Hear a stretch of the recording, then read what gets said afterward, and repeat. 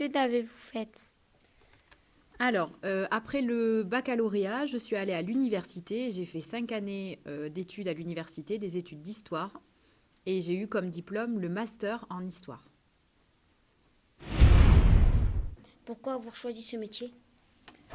J'ai choisi d'être professeure parce que j'ai toujours voulu, depuis que je suis toute petite, travailler à l'école. Je voulais être maîtresse.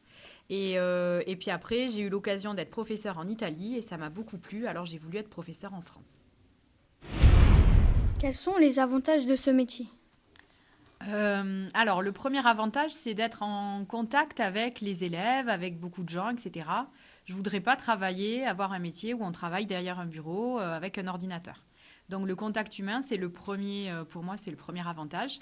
Et puis après, la chance de transmettre un savoir, de vous apprendre des choses. Donc, pour ce qui me concerne, en français et en histoire-géographie. Quels sont les inconvénients?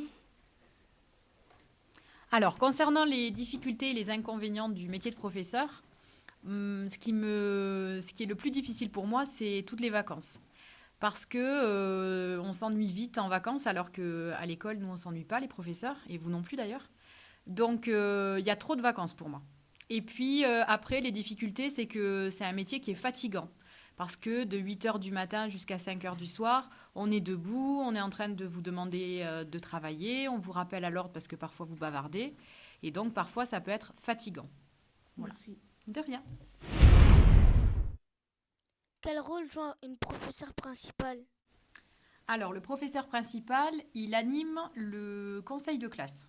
Donc 2 fois ou 3 fois par an. Donc il est chargé de récolter les impressions de tous les professeurs de la classe et d'en faire un résumé.